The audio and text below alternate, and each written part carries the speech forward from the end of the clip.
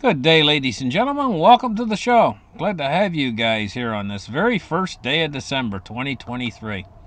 Christmas time's coming pretty soon now at this point.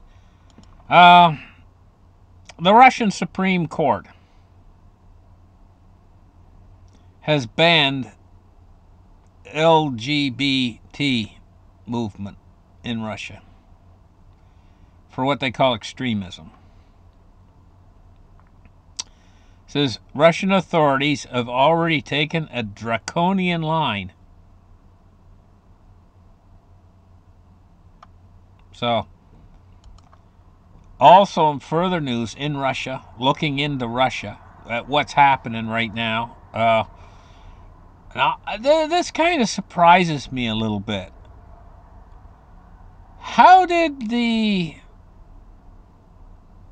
Kiev, which is the Ukrainians, how did they get so deep inside Russia without being undetected or whatever to sabotage a Russian railway in Siberia?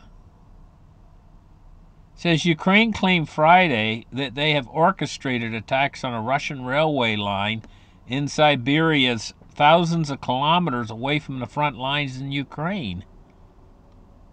Russian authorities have reported several attacks on the country's transportation infrastructure since it launched its invasion in Ukraine last year.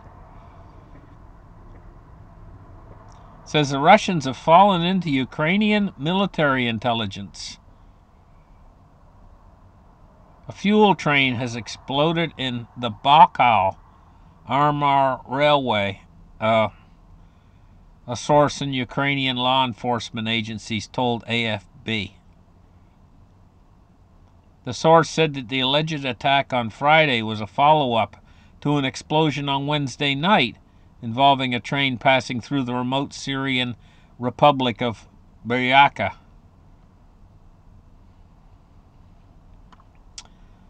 Now, as far as the Israeli-Hamas war is concerned, the truce has ended, and Israel has resumed its deadly aerial bombardment in Gaza right now. It only took minutes after the truce expired before they started blowing stuff up again. I almost said blowing, up again. It says, how did the Israel-Hamas truce end? The Israel-Hamas truce began on November 24th. It was renewed twice before ending on Friday. Fighting was paused for humanitarian aid. It was allowed to enter Gaza. Hamas released captives in exchange for Israel releasing Palestinian prisoners. It says, despite the pause in fighting, Israeli forces shot at Palestinians in Gaza on November 29th, killing 2 people. They also shelled people on November 30th, it says here. Al Jazeera reporters from Khan Yunis in southern Gaza and Palestine were anxiously hoping that the truce would be extended to allow for more humanitarian aid to enter into the enclave. Now, moving on further stories, Fed Chair Powell, he says it's premature to speculate when they might ease rates. But he said very clearly that the rate right now, according to the Fed, is well into restrictive territory. What does that mean? Well, for one thing, the national debt has to be serviced.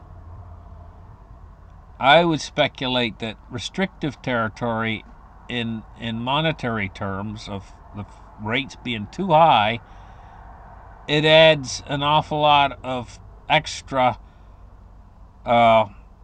interest to the national debt. And right now that interest is actually exceeding the defense budget. That's one way it's restrictive. It's also restrictive monetary policy leads to people not being able to borrow money as easily as they were before. So it restricts the flow of the money supply. It could mean a good many things, this thing of restrictive territory. In other words, it's not really where you want to be if you're running an economy. It's territory where you're going to run the economy into the ground. Basically, it's like they're flying the airplane. They got their hands on the yoke, which is the steering wheel for the airplane. But the yoke's a little bit different. You know, you can turn a yoke right or left, but it also goes up and down. A car doesn't go up and down. It's like they've pushed the yoke down, the airplanes went into a nosedive, and they ain't pulling it back up again, the Fed. What does that mean?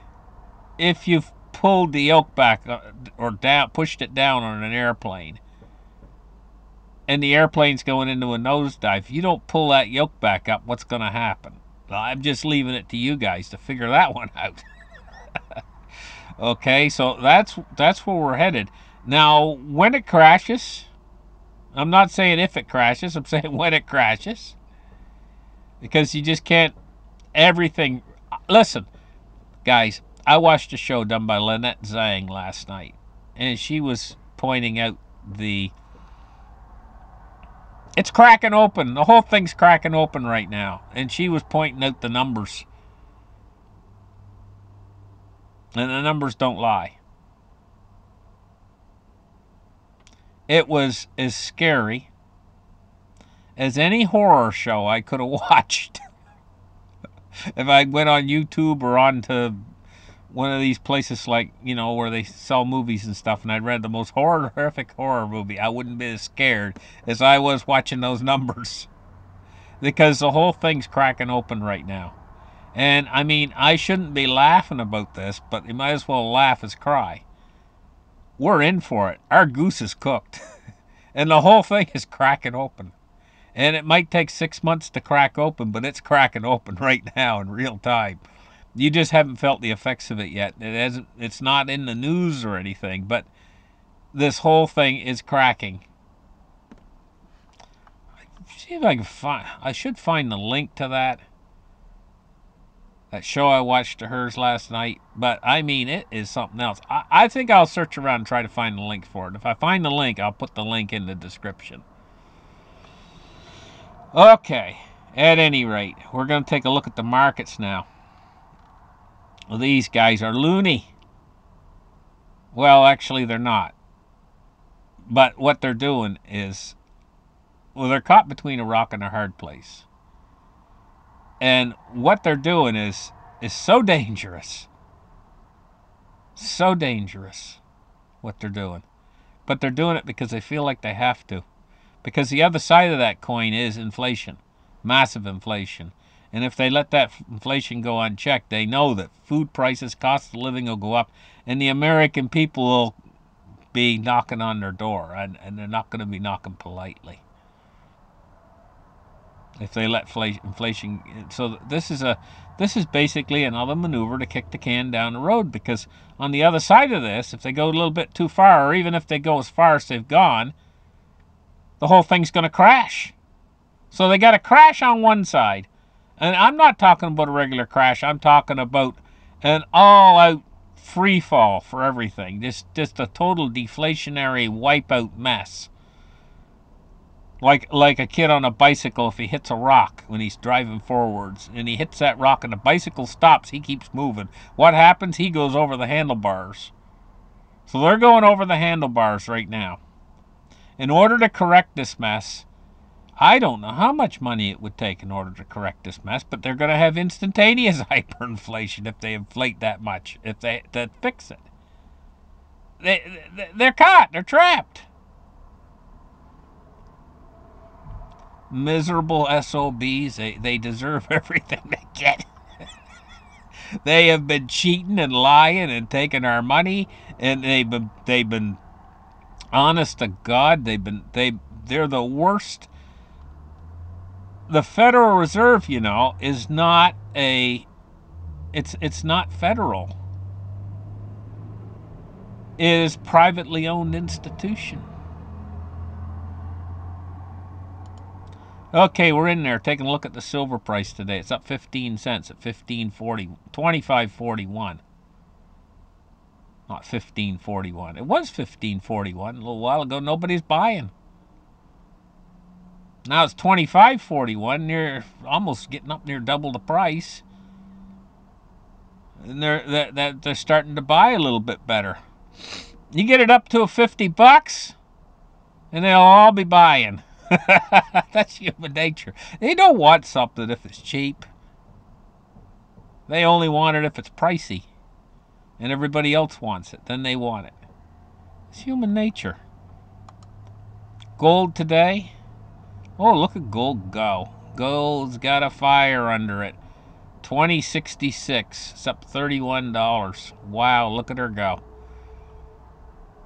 Well, you know, where gold goes, silver follows. And silver will take the lead in the end. And gold will be following it up. Cryptocurrency today. Bitcoin's at 38,816. So Bitcoin's taken quite a little jump overnight. Because it was 37,000 yesterday. Now it's 38. So you bought a Bitcoin yesterday. You just made $1,000. Ethereum is at 20.95. And XRP's at 60.9 cents. Look here. Okay. Yeah. Now, I'm going to take a look at the Dow Jones Industrial Average at 36,203. It's up 252 points on the day so far. Whenever you see stuff going up like this a lot, you see the dollar losing a little bit of energy, more than likely. Especially when you see gold going up like that. I don't even have to look. I believe that the dollar must be creeping downwards today. Otherwise, we wouldn't see that. I'm talking about the DXY. Yeah, we wouldn't have seen that gold price moving up that high and the dollar going up simultaneously. It just doesn't work that way, at least not often. Okay, crude oil, 76.13. It's up 17 cents on the day so far. And taking a look at bonds and rates, we're looking at falling yields. The U.S. 10-year is at 4.2, and it's down 13 basis points. That's a big drop. The U.S. 30-year is 4.4, and it's down 9.9 basis points. These are some big drops today. And yields. Quite a bit of movement to the downside. Down is up in your bonds. Just remember that, guys. So in other words, this is like the price shooting up when the yields go down. It's an inverse. It works it backwards. So if we see these yields climbing, it means bonds are falling. And if we see the yields falling, that means bonds are climbing.